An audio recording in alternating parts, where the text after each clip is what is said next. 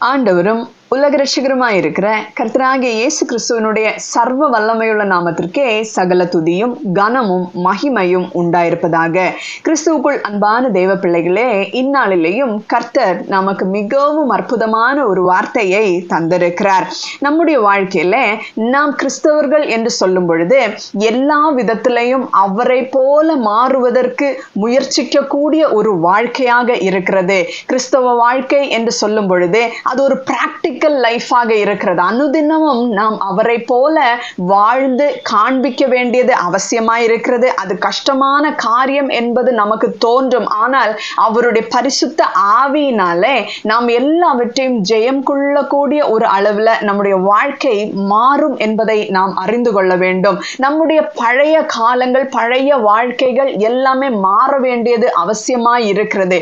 மாற்றங்களை நாம் காண வேண்டும். அல்லாமல் அவர் நம்முடைய பாவங்களுக்காக, சாபங்களுக்காக அவர் வந்தார், மரித்தார், நம்முடைய பாவங்களிலிருந்து நம்மை விடுதலை செய்தார் என்று விசுவாசிப்பது மட்டும், விசுவாசித்துட்டு பழையபடி இருக்கிறது கிறிஸ்தவ வாழ்க்கை இல்லை. விசுவாசிக்கிறவர்கள் என்ன செய்ய வேண்டும்? பலவிதமான காரியங்கள் நம்முடைய வாழ்க்கையில மாற்றம் உண்டாக வேண்டும். அதாவது வாழ்க்கை மாற வேண்டும். கிறிஸ்துவேசுக்குள்ளாக நாம் ஒரு புதிய சிருஷ்டியா இருக்கிறோம் என்பதை நாம் அறிந்து கொள்ள வேண்டும். இப்ப நம்ம இந்த ஹிஸ்டரியில நம்ம பார்க்கிறோம் இல்லையா, கிறிஸ்துவுக்கு முன் கிறிஸ்துவுக்கு பின் என்பதை நாம் பார்க்கிறோம். அதே போலதான் ஒரு மனிதனுடைய வாழ்க்கையில கிறிஸ்து நம்முடைய வாழ்க்கையில வருவதற்கு முன்னதாக இருந்த வாழ்க்கை வேற, கிறிஸ்துவேசு நமக்குள்ளாக வந்த பிற்பாடு நம்முடைய வாழ்க்கை மாறின ஒரு வாழ்க்கையாக இருக்கணும். அவரை பிரதிபலிக்கிற ஒரு வாழ்க்கையாக இருக்கணும். இருட்டுக்குள்ளே நம்ம இருந்து விடக்கூடாது. அதுதான் ஒருவன் கிறிஸ்துவுக்குள் இருந்தால் அவன் புதிய சிருஷ்டியாய் இருக்கிறான். அப்ப இந்த புதிய சிருஷ்டிக்கு அநேக வார்த்தைகளை கர்த்தர் சொல்லுகிறார். அதாவது நம்ம கிறிஸ்துவுக்கு கீழ்ப்படிய வேண்டியது அவசியமாய் இருக்கிறது. அவருடைய வார்த்தைகளுக்கு நாம் கீழ்ப்படிய வேண்டியது அவசியமாய் இருக்கிறது. தேவனுடைய சித்தம் நம்முடைய வாழ்க்கையில என்னன்றது நம்ம அறிந்து அதன்படி நாம் நடக்க வேண்டியது இருக்கிறது. அப்ப இன்றைக்கும் கர்த்தர் பேசின ஒரு வார்த்தை என்னவென்றால், எபேசியர் 4வது அதிகாரம் அதில் 27வது வசனத்திலே ஒரு வார்த்தை இப்படி இருக்கிறது: பிசாசுக்கு இடம் கொடாமலும் இருங்கள் என்று கர்த்தர் நம்மை நோக்கி சொல்லுகிற ஒரு காரியம். அதாவது கிறிஸ்துவேசுவுக்குள்ளாக மீண்டும் பிறந்த கிறிஸ்துவின் பிள்ளைகள், தேவனுடைய பிள்ளைகளாய் இருப்பதற்கு கர்த்தர் சொல்லுகிற, பவுல் மூலமாக பவுலுக்கு ஒரு வெளிப்பாடை கொடுத்து பவுல் சொல்லுகிற காரியம் என்ன? பிசாசுக்கு இடம் கொடாதேங்கள் என்று பவுல் இந்த இடத்துல சொல்லுகிற ஒரு காரியத்தை நாம் பார்க்கிறோம். ஏன் நாம் இடம் கொடுக்க கூடாது? இடம் கொடுத்தால் என்ன நடக்கும்? ஏன் கிறிஸ்தவ பிள்ளைகளை பார்த்து கர்த்தர் இவ்விதமான ஒரு வார்த்தை சொல்லுகிறார் என்பதனுடைய காரியங்கள் தான் இந்த நாளில ஒரு செய்தியாக வந்திருக்கிறது. ஆம் அன்பானவர்களை, நாம் எப்படி இருக்க வேண்டும்? கிறிஸ்துவுக்குள் இருக்கிறோம்னா அதுக்கு அதனுடைய அர்த்தம் என்ன? இப்போ ஆதாமுக்குள் எல்லாரும் மரிக்கிறது போல கிறிஸ்துவுக்குள் எல்லாரும் உயிர்ப்பிக்கப்படுவார்கள் என்று வேதம் நமக்கு சொல்லி தருகிறது. அப்படின்னா என்ன? ஆதாம் முதலாவது மனிதன். அவருக்குள்ளாக மாம்சமாய் பிறந்த அனைவரும் அவருக்குள் இருந்தபடினாலேதான், ஆதாமுக்குள் இருந்தபடினாலேதான் நாம் இன்றைக்கும் மரணத்தை ருசி பார்க்கிறோம். பாவ வாழ்க்கைக்குள்ள அநேகர் சிக்கி கொண்டிருக்கிறார்கள். ஏன்? அவர்கள் புசித்த அந்த கனியினாலே. ஆதாமுக்குள்ள நாம் அனைவரும் இருந்திருக்கிறோம். அதே போல ஒருவன் கிறிஸ்துவுக்குள் பிறந்தால் அவன் புதிய சிருஷ்டி. கிறிஸ்துவனுடைய, தேவனுடைய பிள்ளையாக நாம் பிறக்கக்கூடிய ஒரு அனுபவம். அதுதான் கிறிஸ்துவேசுவுக்குள்ள முன்னாக நம்ம மாம்சத்தின்படி, நம்ம இச்சைகளின்படி இருளான வாழ்க்கைகளுக்குள்ள நம்ம நடந்திருக்கிறோம். அவர் வந்த பிற்பாடு, அவர் நம்முடைய வாழ்க்கையில வந்த பிற்பாடு, அவரை நான் புரிந்து கொண்ட பிற்பாடு, கிறிஸ்துவை அறிகிற அறிவு எனக்கு வந்த பிற்பாடு, அவருக்குள் நான் வசனத்தின் மூலமாக, ஜீவ வித்தாகிய வசனத்தின் மூலமாக நான் பிறந்திருக்கிறேன். இன்னைக்கு நான் அவருக்கு பிள்ளையாக இருக்கிறேன் என்பதை நாம் அறிந்து கொள்ள வேண்டும். கிறிஸ்துவேசுவுக்குள்ளாக நாம் இருக்கிறோம். நாம ஆவியில பிறந்த எல்லாரும் இன்னைக்கு மாம்சத்தின்படி இன்றைக்கு நாம் இருந்த அந்த வாழ்க்கையை விட்டு ஆவியின் படி பிறந்தபடினாலே நாம இன்னைக்கு யாருடைய பிள்ளைகளாக இருக்கிறோம்? கிறிஸ்துவேசுவினுடைய பிள்ளைகளாக, தேவனுடைய பிள்ளைகளாக, அதுக்கு பரிசுத்த ஆவியானவரால நாம் முத்திரிக்கப்பட்டிருக்கிறோம் என்பதை நாம் அறிந்து கொள்ள வேண்டும். எனக்கு அன்பான தேவ பிள்ளைகளே, இன்னைக்கு நம்மை நோக்கிதான் இந்த வார்த்தை சொல்லப்படுகிறது. என்னது? பிசாசுக்கு இடம் கொடாதேயுங்கள். ஏன் நாம பிசாசுக்கு இடம் கொடுக்க கூடாது? பிசாசுக்கு இடம் கொடுக்கறதுன்னா என்ன? எதெல்லாம் இருந்தா நம்ம அவனுக்கு இடம் கொடுக்கிறோம்? எப்படி அவன் நமக்குள்ள நுழைந்து பலவிதமான காரியங்களை நம்மை கொண்டு நடப்பிக்கிறான்றதெல்லாம் நம்ம அறிஞ்சிருக்க வேண்டும். ஆவியில எப்பொழுதும் அனல் உள்ளவர்களா இருக்க வேண்டும். நாம் விழித்திருந்து ஜெபம் பண்ணி கொண்டு இருக்க வேண்டும். எந்த விதத்திலையும் அவனுக்கு இடமே கொடுக்க கூடாது. நம்முடைய இருதயத்துல விழித்திருந்து நாம் ஜெபம் பண்ணக்கூடிய காரியங்கள், ஸ்தோத்திரம் பண்ணி கொண்டிருக்க வேண்டிய காரியங்கள், பலவிதமான விண்ணப்பங்கள், பரிசுத்தவான்களுக்காக நாம் விண்ணப்பம் பண்ணி கொண்டிருக்க வேண்டியது இருக்கிறது. நேரம் கிடைக்கும் பொழுதெல்லாம் எந்த விதத்திலையும் எந்த ஒரு தகாத சிந்தனைக்கும் நம்ம என்ன பண்ணக்கூடாது? இடம் கொடுக்கவே கூடாது. ஏன்? கொஞ்சம் இடம் கொடுத்துட்டோம்னா அவன் ஈஸியா நமக்குள்ள நுழைஞ்சு பலவிதமான காரியங்களை செய்வான். அவன் என்னெல்லாம் செய்வான் அப்படின்னு நம்ம பார்க்கும்போது யோவான் 8:44 அவனை பொய்யனாக கர்த்தர் சொல்லுகிறதை நாம் பார்க்கிறோம். பாருங்கள், நீங்கள் உங்கள் பிதாவாகிய பிசாசானவனால் உண்டானவர்கள், உங்கள் பிதாவினுடைய இச்சைகளின்படி செய்ய மனதாயிருக்கிறீர்கள். அவன் ஆதி முதற்கொண்டு மனுஷ கொலைபாதகனாயிருக்கிறான். அப்ப அவன் யாரு? கொலைபாதகனாயிருக்கிறான். சத்தியம் அவனிடத்தில் இல்லாதபடினால், வேத சத்தியம் அவனிடத்துல இல்லை.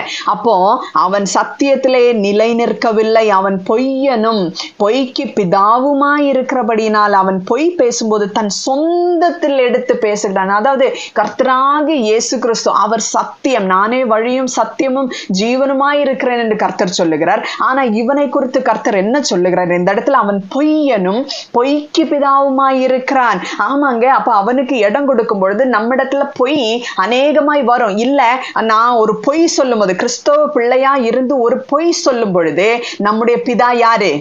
பொய்யனும் பொய்க்கு பிதாவுமாய் இருக்கிற பிசாசானவன் நமக்கு என்னவா மாறுறான்? நம்முடைய பிதா அவனாக மாறுகிறான். அப்ப நம்ம ஞானமாய் நடந்து கொள்ள வேண்டும். என்னுடைய வாயில பொய் வசனிப்பு இருக்க கூடாது. சத்திய வார்த்தைகளை பேசுகிற நான், அல்லது சத்தியமாகி இயேசு கிறிஸ்துவை பின்பற்றுகிற நான் பொய்க்கு எவ்வளவேனும் இடம் கொடுக்க கூடாது என்பதை அறிந்து கொள்ள வேண்டும். பாருங்க, ஏவாளை ஒரு பொய் சொல்லி அவன் வஞ்சிக்கிறத நம்ம பார்க்கிறோம். எந்த விதத்துல? அவர்களுக்கு கண்கள் திறந்துதானே இருந்தது. ஆனா இவன் சொல்லுகிறான், அந்த கனியை நீங்க சாப்பிட்டீங்கன்னா உங்களுக்கு நிச்சயம் கண்கள் திறக்கப்படும். ஏன்? இந்த கனியை தான் ஏவாள் பார்த்தாங்களே. அந்த கனி எப்படி இருக்கிறது? அது பார்வைக்கு அழகுள்ளதா இருக்கிறது என்று அந்த கண்கள் தானே கண்டது. அவங்க ஒரு செகண்ட் யோசித்திருந்திருக்கணும். என்ன, ஆண்டவர் நம்மிடத்துல ஒரு காரியத்தை சொல்லி இருக்கிறாங்க, அதே போலவே இவன் இன்னொரு கதையை கட்டுறானே, புதுசா என்னமோ ஒண்ணு சொல்றானே, இதுவும் அதுவும் ஒன்னா, ஆண்டவரிடத்துல காத்திருந்து நம்ம இந்த காரியத்தை கேட்கலாம். அந்த ஒரு பாம்பு இப்படி எங்களிடத்துல சொல்லிட்டு அப்படின்னு அந்த காத்திருக்கக்கூடிய மனம் இல்லாம அந்த பாவத்தை செய்து விடுகிறதை, வேத வசனத்தை மீறுகிறதை நாம் பார்க்கிறோம். அப்ப இன்னைக்கும் அதே ட்ரிக்கு தான், அதே தந்திரத்தை தான் அவன் பயன்படுத்துகிறான். கிறிஸ்தவ பிள்ளைகளை வசனத்தை கொண்டே ஏமாற்றுகிறவனாய் இருக்கிறான் என்பதை நாம் நன்றாய் அறிந்து கொள்ள வேண்டும். எனக்கு அன்பானவர்களே, அப்ப அவனுக்கு இடம் கொடுக்க கூடாது. ஏன் தெரியுமா? இடம் கொடுத்ததுனால இன்னைக்கும் அந்த மனித குலம் மொத்தமும் பாபத்துக்குள்ள கிடக்கிறத நீங்க பாத்தீங்களா? இதே போலதான் நம்முடைய வாழ்க்கையில நாம அவனுக்கு இடம் கொடுக்கும் போது அவன் என்ன செய்வான் தெரியுமா? நம்மையும் பொய்யர்களாக அவன் மாற்றுவான். அப்ப கிறிஸ்தவ பிள்ளைகள் கவனமாய் இருக்க வேண்டியது அவசியமாய் இருக்கிறது. அடுத்ததாக நம்ம பார்க்கும் பொழுது ஒரு கொலைபாதகனாக மாற்றுகிறதை நாம் பார்க்கிறோம். பாருங்க, காயினுக்கு என்ன நடந்துச்சுன்னு பாருங்க. அவனை ஒரு கொலைபாதகனாக மாற்றுகிறான். கர்த்தர் இடைப்படுகிறார் காயினோட, நீ இந்த காரியம் பொல்லாப்புக்கு ஏதுவான கோபம் உனக்கு வேண்டாம்ப்பா, பாவம் உன் வாசற்படியில படுத்து கிடக்குதுப்பா, நீ அதை செய்யாத அப்படின்றது ஆண்டவர் இடைப்பட்ட பிற்பாடும் அவனுக்குள்ள கோபம் தங்கி இருந்தனால, இந்த ஒரு மனிதனுக்கு நமக்கு இந்த கோபம் இருக்கும் பொழுது சாத்தானுக்கு நாம் எளிதான முறையில இடம் கொடுக்கிறோம். கோபம் வரும் பொழுது என்ன ஒரு குற்றச்சாட்டு. ஏன் நமக்கு கோபம் வருது? பிற சகோதரர்கள் மீது அல்லது பிறர் மீது நமக்கு என்ன வருகிறது? ஒரு குற்றச்சாட்டு வருகிறது, ஒரு குறைவு. இவங்க மேல ஒரு குறை எனக்கு இருக்கு, இவங்க சரியில்லை, இவங்க இந்த காரியத்துல என்ன இப்படி செஞ்சுட்டாங்க அப்படின்ற ஒரு குறை ஒன்று வரும் பொழுது நமக்கு என்ன வருகிறது? உள்ளான மனுஷனுக்குள்ள அந்த ஒரு கோபம் வருகிறது. கோபம் வந்தா சூரியன் அஸ்தமிக்கும் முன்னே அது தனிய கடவுது, உன்னுடைய எரிச்சல் தனிய கடவுது என்று வேதம் சொல்லுகிறது. ஆனா அதுக்கு இடம் கொடுத்து வைக்கும் பொழுது நமக்கு பின்னதாக அவன் வருகிறான். அப்பொழுது நம்முடைய இரவில் இருக்கிற தூக்கத்துல ஒரு சமாதானம் இருக்காது. கர்த்தர் கொடுத்த சந்தோஷத்தை, சமாதானத்தை அவன் திருடி விடுகிறதை நாம் பார்க்கிறோம். வேதத்துல இவ்விதமாய் சொல்லப்படுகிறது. யோவான் 10வது அதிகாரத்துல என்ன சொல்லப்படுகிறது? 10:10 திருடன் எதற்காக வருகிறானா பாருங்கள், திருடன் திருடவும் கொல்லவும் அழிக்கவும் வருகிறானே அன்றி வேறொன்றுக்கும் வரான், நானோ அவைகளுக்கு ஜீவன் உண்டாயிருக்கவும் அது பரிபூரணப்படவும் வந்தேன் என்று கர்த்தராகிய இயேசு கிறிஸ்து நம்மிடத்துல சொல்லுகிறதை நாம் பார்க்கிறோம். பாருங்கள், அவன் திருட வருகிறான். என்ன திருடுறான் அவன்? நம்மிடத்துல இருக்கிற சமாதானத்தை, நம்மிடத்துல இருக்கிற சந்தோஷத்தை, நம்மிடத்துல இருக்கிற அநேக ஆசீர்வாதங்களை, மேலான ஆசீர்வாதம், நம்ம பார்க்கும் பொழுது உன்னதமான ஆசீர்வாதங்களினால் தேவன் நம்மை நிரப்புகிறவராய் இருக்கிறார். உன்னதமான ஆவிக்குரிய ஆசீர்வாதங்கள். அதெல்லாம் என்ன ஆவிக்குரிய ஆசீர்வாதம் என்று சொல்லும் பொழுது அன்பு, சந்தோஷம், சமாதானம், நீடிய பொறுமை, தயவு, நற்குணம், விசுவாசம், சாந்தம், இச்சையடக்கம், இப்படிப்பட்ட நற்குணாதிசயங்களினால கர்த்தர் நம்மை நிரப்பி வைத்திருக்கும் பொழுது, ஒரு மனிதன் மீது நமக்கு ஒரு குறைவு வரும் பொழுது, அது நம்ம சூரியன் அஸ்தமிக்கு முன்னாடி அந்த கோபத்தை நம்ம தணிக்காதபடினாலே அது இருந்து நம்மை அந்த கோபம் ஆண்டு கொள்ளுகிறது. எப்படி காயினை ஒரு கொலைபாதகனாக மாற்றினதோ அதே போல சகோதரர்களை கொலை செய்யும் விதத்துல நம்முடைய வாயிலிருந்து வரக்கூடிய பேச்சுகள் அவர்களை கொலை செய்யக்கூடிய அளவில், முட்டாள் என்று சொல்லும் பொழுது, பலவிதமான தகாத வார்த்தைகளை நாம் பயன்படுத்தும் பொழுது வேதம் நமக்கு என்ன சொல்லுகிறது? நாம கொலைபாதகர்களாக மாறுகிறோம் என்று வேதம் நம்மிடத்துல சொல்லப்படுகிறது. அப்படின்னா நம்ம எவ்வளவு கவனமா இருக்கணும்னு பாருங்க. எப்பவுமே பரிசுத்தமாய் வாழுவதற்கு நம்மிடத்துல என்ன இருக்கணும்? நமக்கு விருப்பம் இருக்கணும். அதே மாதிரி நம்ம அப்போஸ்தலர் நடபடிகள் 5வது அதிகாரம் அதுல 3வது வசனம் வாசிக்கும் பொழுது, அனனியா சப்பீராள் இங்கே பரிசுத்த ஆவியானவருக்கு விரோதமாக ஒரு பொய் சொல்லுகிறதை நாம் பார்க்கிறோம். பாருங்க, அனனியாவும் சப்பிராலும் இந்த இடத்துல பிசாசுக்கு இடம் கொடுத்ததை பேதுரு சொல்லுகிறதை நாம் பார்க்கிறோம். பாருங்கள், அப்போஸ்தலர் 5வது அதிகாரம் 3வது வசனம். பேதுரு அவனை நோக்கி, அனனியாவே, நிலத்தின் கிரியத்தில் ஒரு பங்கை வஞ்சித்து வைத்து பரிசுத்த ஆவியினிடத்தில் பொய் சொல்லும்படி சாத்தான் உன் இருதயத்தை நிரப்பினது என்ன? அப்ப சாத்தானுக்கு ஒரு இடம், அவங்களுடைய இடம்தான், அந்த நிலம் அவர்களுடையதாக தான் இருந்தது. ஆனாலும் அதுல ஒரு பங்கை எடுத்து வஞ்சித்து வைப்பதற்கு, அது பொய் சொல்லாம இருந்திருக்கலாம். நாங்க இப்படி எடுத்து வச்சிருக்கிறோம், இந்த மிச்சம் எங்களால முடிஞ்சதை நாங்க தரோம்னு சொல்லி இருந்திருக்கலாம். ஆனா பரிசுத்த ஆவியானவருக்கு விரோதமாக பொய் சொன்னதை நாம் பார்க்கிறோம். அது நிமித்தம் என்ன ஆச்சு? அனனியா இந்த வார்த்தைகளை கேட்கவே விழுந்து ஜீவனை விட்டான். என்ன வார்த்தை கேட்டான்? 4வது வசனத்துல, அதை விற்கும் முன்னே அது உன்னுடையதா இருக்கவில்லையோ, அதை விற்ற பின்பும் அதன் கிரயம் உன் வசத்தில் இருக்கவில்லையோ, நீ உன் இருதயத்திலே இப்படிப்பட்ட எண்ணம் கொண்டதென்ன? அப்போ கிறிஸ்தவர்களாய் இருந்த ஆதி சபையில இருந்த அனனியாவும் சப்பிராலும் இப்படிப்பட்ட ஒரு காரியத்தை சொல்லும் பொழுது என்ன ஆகிறது? பேதுரு என்ன சொல்லுகிறார்? நீ மனுஷரிடத்தில் அல்ல தேவனிடத்தில் பொய் சொன்னாய் என்றான். அப்போ தேவனிடத்துல நீ பொய் சொல்லக்கூடிய அளவுல உன்னுடைய இருதயத்தை சாத்தான் இவ்விதமாய் வஞ்சித்து விட்டானே, ஏன் அதற்கு இடம் கொடுத்தாய் என்று பேதுரு கேட்கிறதை நாம் பார்க்கிறோம். அது கேட்ட உடனே என்ன ஆச்சுன்னு பாருங்க. 5வது வசனத்துல, அனனியா இந்த வார்த்தைகளை கேட்கவே விழுந்து ஜீவனை விட்டான். இவைகளை கேள்விப்பட்ட யாவருக்கும் மிகுந்த பயம் உண்டாயிற்று. பாருங்க, எதுக்காக இந்த காரியம் நடந்தது? ஏன் இப்படி ஒரு காரியத்தை அனுமதித்து விட்டு கடைசியில சாத்தான் அவனுடைய ஜீவனை கொள்ளையடிக்கும் அளவுல அப்படிப்பட்ட ஒரு காரியம் அவர்களுக்கு நடக்கிறது? நாமும் இன்னைக்கு எச்சரிக்கையா இருக்கணும். நாம் கர்த்தருக்கு பயந்து நிற்கணும். பாருங்க, கர்த்தருக்கு நாம் கீழ்ப்படிய வேண்டும். சாத்தானுக்கு நாம் எதிர்த்து நிற்க வேண்டும். அவனுடைய செயல்கள் நமக்கு தெரியும். அவன் பொய்யனாய் இருக்கிறான். அப்ப பொய்யுடைய ஒரு காரியமும் நம்மிடத்துல இருக்கக்கூடாது. அவன் கொலைபாதகனாய் இருக்கிறான். அப்படின்னா கொலை செய்யக்கூடிய அளவுல உள்ள கோபங்கள், எரிச்சல்கள், இப்படிப்பட்ட காரியங்கள் நம்மை ஆண்டு கொள்ள கூடாது. எனக்கு அன்பான தேவ பிள்ளைகளே, அவன் வஞ்சிக்கிறவன், அவன் வசனத்தை கொண்டு வஞ்சிக்கிறவன், வார்த்தையை தகாத விதமாய் நம்மிடத்துல பேசி நம்மை குழப்பி நம்மை வஞ்சிக்கிறவனாக இருக்கிறான். நாம் அதற்கு செவி கொடுக்க கூடாது. கர்த்தர் நம்மிடத்துல சொன்ன வார்த்தையை நாம் எப்பொழுதும் இருதயத்தில் ஆராய்ந்து பார்த்து கொண்டு அதன்படி நான் நடக்கிறனா என்பதை சிந்தித்து கொண்டு இருக்கிறவர்களாய் இருக்க வேண்டும். அடுத்ததாக என்ன? அவன் நம்மை அழிக்க வருகிறான். பாருங்க, லூக்கா 22வது அதிகாரம் அதில் 31வது வசனத்துல நம்ம வாசிக்கும் பொழுது, கோதுமை புடைக்கிறது போல புடைக்கிறதற்காக அவன் வருகிறான் என்று வேதத்துல நம்ம பார்க்கிறோம். பாருங்க, பின்னும் கர்த்தர், சீமோனே சீமோனே,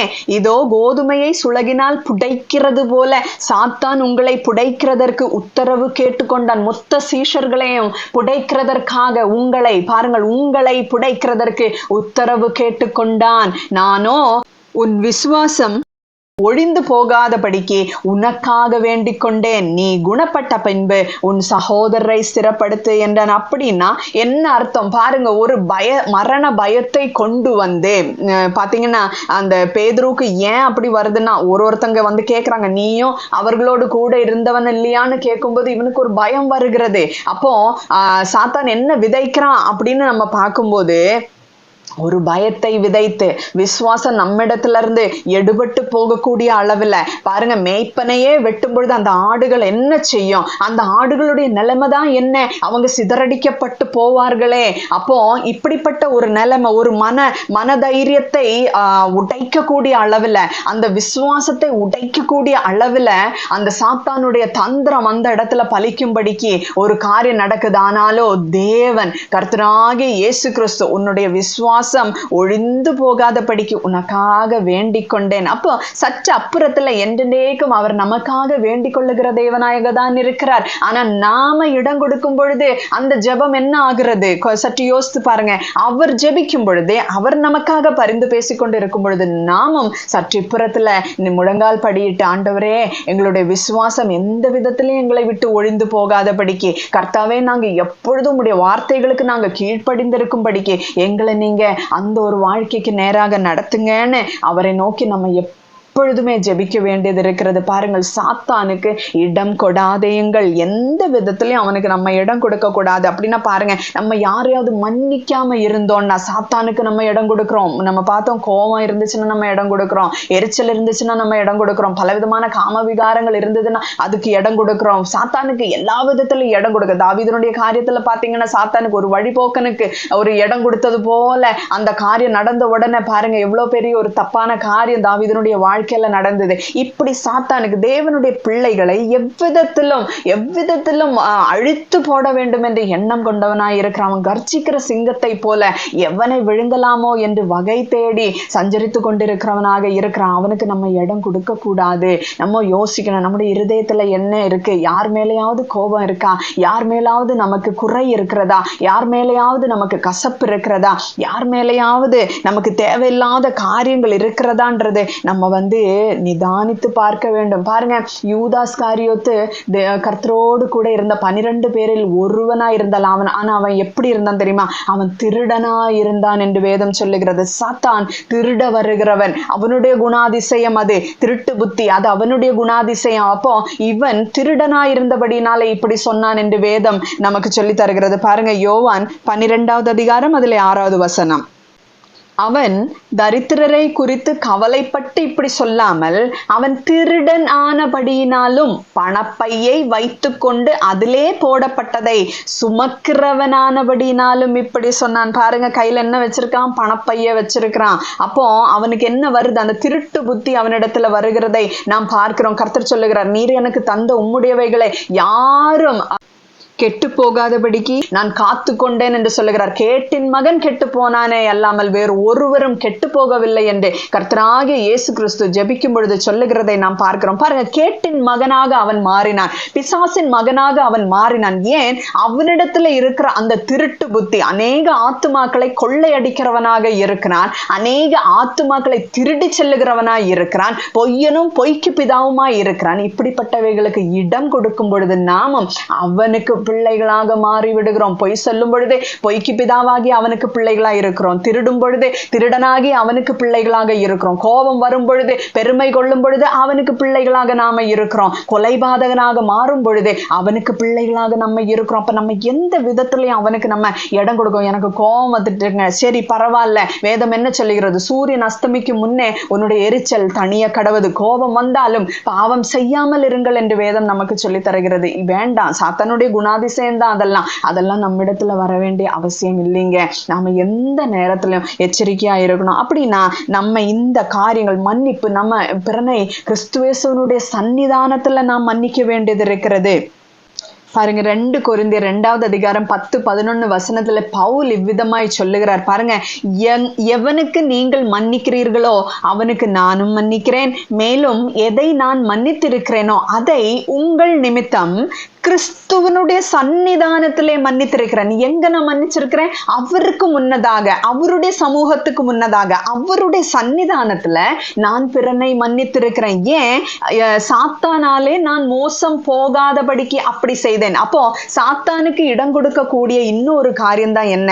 பிறனை நாம் மன்னிக்காமல் இருப்பதே. அப்ப அவனை நான் மன்னிக்கல அப்படின்னாச்சு. நம்ம சும்மா சொல்லுவோம் வாயில, நான் மன்னிச்சுட்டேங்க அப்படின்னு சொல்லிட்டு அவங்க மேல எப்பவுமே கோபத்தோடும் கசப்போடுமே இருப்போம். அப்படி இல்லை. எப்படி மன்னிக்கணுமா?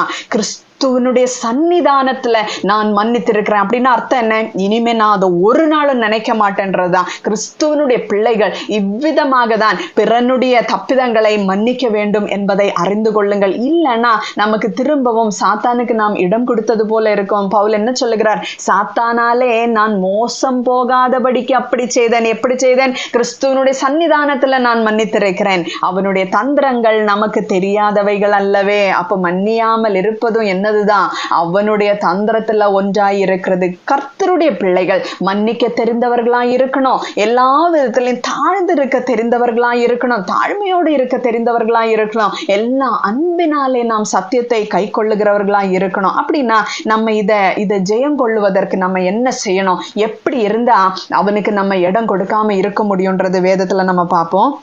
யாக்கோபு 4வது அதிகாரம் 7வது வசனத்திலே, தேவனுக்கு கீழ்ப்படியுங்கள், பிசாசுக்கு எதிர்த்து நில்லுங்கள், அப்பொழுது சாத்தான் உங்களை விட்டு ஓடி போவான் என்று வேதம் சொல்லுகிறார். அப்ப சாத்தான் நம்மை விட்டு ஓடி போகிறதுக்கு நம்ம என்ன செய்யணும்?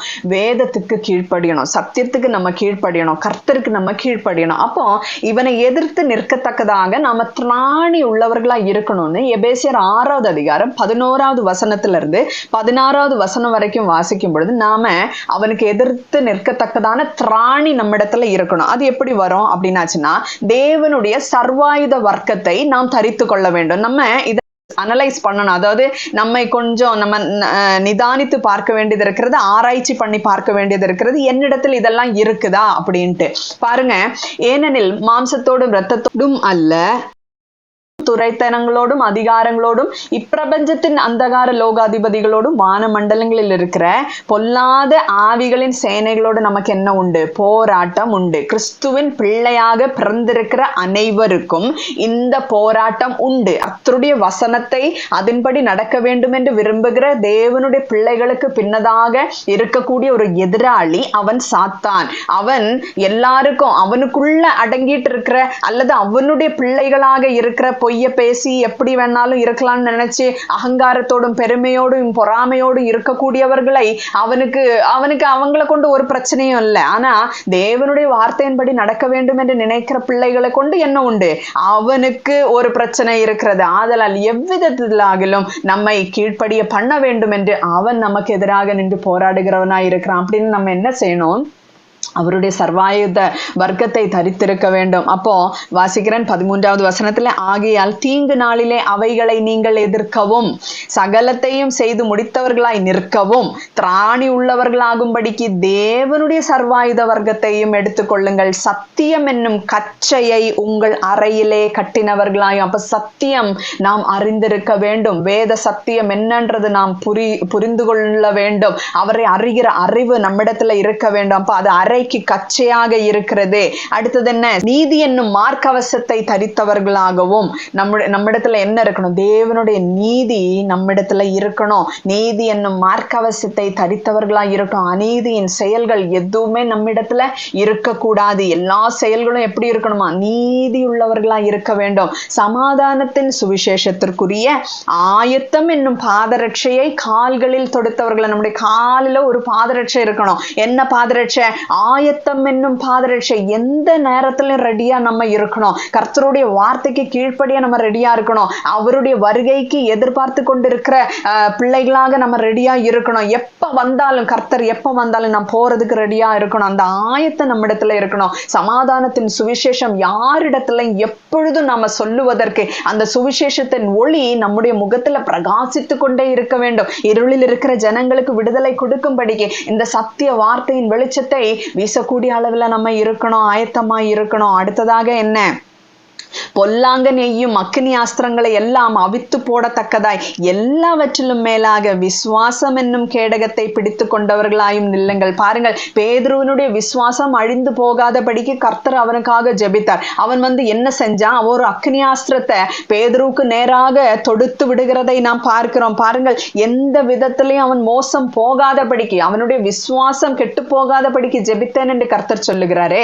அப்படின்னா அவனுடைய அக்கினி அஸ்திரம் எதுக்காக நம்ம மீது எய்து விடுகிறான் அப்படி என்று பார்க்கும் பொழுது நம்முடைய விசுவாசம் கெட்டு போக வேண்டும் என்று நினைக்கிறவனாக இருக்கிறான். ரட்சண்யம் என்னும் தலைச்சீரா, அடுத்தது தலைக்காக ஒரு ப்ரொடெக்ஷன். என்னது? ரட்சண்யம் என்னும் தலைச்சீரா நம்மிடத்துல இருக்கிறோம். அவர் தந்த ரட்சிப்பை காத்து கொள்ளுகிறவர்களாக நம்ம இருக்கணும். அந்த ரட்சிப்பின் வாழ்க்கைக்குள்ளாக நம்ம இல்லை, அதற்காக நம்ம முயற்சிக்கல அப்படின்னா என்ன? தலைக்கு நமக்கு ப்ரொடெக்ஷன் கிடையாதுன்னு அர்த்தம். அப்ப பாருங்க, நம்முடைய காலுக்கு ஒரு ப்ரொடெக்ஷன் இருக்கிறது, தலைக்கு ஒண்ணு இருக்கிறது, ஒரு பாதுகாப்பு இருக்கிறது. அடுத்ததாக நீதி என்னும் மார்க்கவசம் நம்ம இடத்துல இருக்கிறது, சத்தியம் என்னும் மரக்கச்சை இருக்கிறது. பாருங்க, உடல் முழுவதுக்கும் ஒரு பாதுகாப்பு கர்த்தர் தந்து வைத்திருக்கிறதை நம்ம பார்க்கிறோம். பாருங்க, ரட்சண்யம் என்னும் தலைச்சீராவையும் தேவ வசனமாகிய ஆவியின் பட்டயத்தையும் எடுத்துக்கொள்ளுங்கள். அவனுடைய அஸ்திரங்கள் எல்லாம், அக்கினி அஸ்திரங்கள் எல்லாவற்றையும் முறித்து போடுவதற்கு நமக்கு என்ன வேணும்? ஆவியின் பட்டயம் வேணும். நமக்காக ஒரு ஆவியின் பட்டயத்தை கர்த்தர் கொடுத்து வைத்திருக்கிறார். அதுதான் என்ன? வேத வசனம். தேவ வசனமாகிய ஆவியின் பட்டயத்தையும் எடுத்துக்கொள்ளுங்கள். எந்த சமயத்திலும் சகல விதமான வேண்டுதலும், இப்ப அவன் நம்ம சுத்தி நம்மளை எப்படியாவது அட்டாக் பண்ணணும்னு வருவான்னு வைங்களேன், நம்ம எப்பவுமே நம்முடைய வாயில வேண்டுதல் விண்ணப்பங்கள் ஆவியில நம்ம எப்பவுமே ஜபம் பண்ணி கொண்டு இருந்தோம்னா பாருங்க, அதன் பொருட்டு மிகுந்த மன உறுதியோடும் சகல பரிசுத்தவான்களுக்காகவும் பண்ணும் வேண்டுதலோடும் விழித்து கொண்டிருங்கள். அப்போ நம்முடைய ஆவியில நம்ம எப்பவுமே ஜபத்தினாலும் விண்ணப்பத்தினாலும் பரிசுத்தவான்களுக்காக செய்யக்கூடிய பலவிதமான வேண்டுதல்களினாலும் நிறைந்து இருக்கும் பொழுதே அவனால ஒண்ணுமே பண்ண முடியும். என்ன, இவன் வேற எதுவும் நினைக்க மாட்டேங்கிறாளே, இவன் வேற எதுவும் நினைக்க மாட்டேங்கிறானே, கோபம் வர மாட்டேங்குது இவளுக்கு, அநேக குறைவுகள் உள்ளவர்களை நான் இவளுக்கு சுற்றிலும் வச்சிருக்கிறேனே, அவங்கள வச்சு நிறைய அம்பு தொடுத்துக்கிட்டே இருக்கிறேனே, எதுவுமே இவன் மேல பட மாட்டேங்குது, இவன் எதையுமே நினைக்க மாட்டேங்கிறான், எப்ப பாரு ஜபம் பண்ணிட்டே இருக்கிறான். அப்போ சாத்தானுக்கு ஒண்ணும் பண்ண முடியாது. அவன் நம்மை விட்டு என்ன செய்வான்? சர்வாயுத வர்க்கம் தரித்திருக்கிறபடினாலே அவன் நம்மை விட்டு ஓடி போவான். ஆமா அன்பானவர்களே, இன்னைக்கும் கர்த்தர் சொன்ன காரியம் இதுதான். சாத்தானுக்கு இடம் கொடுக்காத, அவன் கொள்ளையடிப்பான் என்று விடியற்காலையில கர்த்தர் எனக்கு கொடுத்த ஒரு வார்த்தை. இந்த வார்த்தை நமக்காக. பாருங்க, சாத்தானுக்கு எந்த விதத்திலையும் இடம் கொடுக்க கூடாது. எனக்கு அன்பான தேவ பிள்ளைகளே, எபேசியர் 4வது அதிகாரம் என்ன சொல்லுகிறது? கெட்ட வார்த்தை ஒன்றும் உங்கள் வாயிலிருந்து புறப்படக்கூடாது. பக்தி விருத்திக்கு ஏதுவான நல்ல வார்த்தை உண்டானால் அதையே கேட்கிறவர்களுக்கு பிரயோஜனம் உண்டாகும்படி நம்ம பேசணும். நம்ம பேச்சு பக்தி விருத்திக்கு ஏதுவான வார்த்தைகளாக நிரப்பப்பட்டு இருக்கணும். அடுத்ததாக என்ன? ஆவியானவரை நமக்கு கொடுத்திருக்கிறார். மீட்கப்படும் நாளுக்கென்று முத்திரையாக பெற்ற தேவனுடைய பரிசுத்த ஆவியை நம்ம என்ன பண்ணக்கூடாது? துக்கப்படுத்தக்கூடாது. அவர் நம்மிடத்துல இருக்கும் பொழுது பிசாசுக்கு நம்ம இடம் கொடுத்தா அவர் துக்கப்படுவார். எல்லா விதமான கசப்பும் கோபமும் மூர்க்கமும் கூக்குரலும் தூஷணமும் மற்ற எந்த துர்குணமும் உங்களை விட்டு நீங்க கடவது. ஒருவருக்கொருவர் தயவாயும் மனதுருக்கமாயும் இருந்து கிறிஸ்துவுக்குள் தேவன் உங்களுக்கு மன்னித்தது போல நீங்களும் ஒருவருக்கொருவர் மன்னியுங்கள். பாருங்க, எல்லா விதத்திலும் அவனுக்கு நம்ம இடம் கொடுக்காம தேவனுக்கு கீழ்ப்படிந்து நல் வார்த்தைகளை பேசி அனைவரையும் தூக்கி விடுகிறவர்களாக நாம இருக்கும் பொழுது அவன் நம்மை விட்டு ஓடி போவான். எனக்கு அன்பானவர்களே, அவன் திருடவும் கொல்லவும் கொள்ளையடிக்கவுமே வருகிறானே அன்றி வேற ஒன்று காரியத்துக்கும் அவன் வருகிறதில்லை. ஆதலால் அவனுடைய எந்த கிரியைகளும் நம்மிடத்துல நம்மை ஆட்கொள்ளாத படிக்க நாம விடுதலை பெற்றவர்களாக கர்த்தருக்குள்ளாக கர்த்தருடைய பிள்ளைகளாக வாழக்கடவும். கர்த்தர் தாமே இந்த வார்த்தைகளினால் நம்மை ஒவ்வொரு பேரையும் ஆசீர்வதிப்பாராக. ஆமேன். அல்லேலூயா. ஜெபிப்போமா. அன்பும் இரக்கமும் கிருபை நிறைந்த பரிசுத்த நல்ல பிதாவே, இந்த நல்ல நாளுக்காக ஸ்தோத்திரம் சுவாமி. ஆண்டவரே, நாங்க எந்த விதத்திலும் பிசாசுக்கு இடம் கொடுக்காதபடிக்கு எப்பொழுதும் உமக்கு கீழ்ப்படிந்திருக்க எங்களுக்கு நீங்க கிருபை தாங்கப்பா. எந்த நேரத்துல நாங்க ஆவிக்குள்ளாக ஜெபம் பண்ணி கொண்டிருக்க எங்களுக்கு நீங்க கிருபை தாரோம். கோபம் கொண்டாலும் நாங்க பாவம் செய்யாம இருக்க எங்களுக்கு கிருபை தாரும் ஏசப்பா. சூரியன் அஸ்தமிக்கிறதற்கு முன்னதாக எல்லா எரிச்சலும் தனிய பண்ணும்படிக்கு ஆண்டவரை நாங்க முயற்சிக்க எங்களுக்கு நீங்க கிருபை தாரோம். அவனுக்கு எந்த வித விதத்திலும் பிசாசுக்கு இடம் கொடுக்காம இருக்க கிருபை தாங்க ஏசப்பா. கெட்ட வார்த்தைகள் எதுவுமே எங்களுடைய வாயில வரக்கூடாது. எல்லா விதத்திலும் பக்தி விருத்திக்கு எதுவான வார்த்தைகள் எங்களுடைய வாயில நீங்க தர வேண்டும் என்று ஜெபிக்கிறோம் கர்த்தாவே. சகல விதமான துர்குணங்களையும் ஆண்டவரே தூக்கி எறிந்து விட்டு எல்லாவற்றிலிருந்து விலகி ஓடுகிறவர்களாக, எல்லா பாரங்களையும் ஆண்டவரே, எங்களை சுத்தி நிற்கக்கூடிய பாவங்களையும் ஆண்டவரை நாங்க உதறி தள்ளி விட்டு எங்களுக்காக நியமித்திருக்கிற நல்ல ஓட்டத்தை நாங்க ஓட ஆண்டவரை எங்களுக்கு நீங்க கிருபை தாரு முழுவதுமாய் தாழ்த்துகிறோம் ஏசப்பா. பிசாசுக்கு எந்த விதத்துல இடம் கொடுக்காதபடிக்கு நாங்க எங்களை காத்து கொள்ளும்படியான அந்த ஒரு ஆலோசனை, அந்த ஒரு ஆசீர்வாதத்தை எங்களுக்கு நீங்க தந்து எங்களை நிரப்புவீராக. இரட்சகரும் மீட்பருமாகிய இயேசு கிறிஸ்துவின் நாமத்திலே ஜெபத்தை கேளும் ஜீவனுள்ள நல்ல பிதாவே, ஆமென். ஹல்லேலூயா.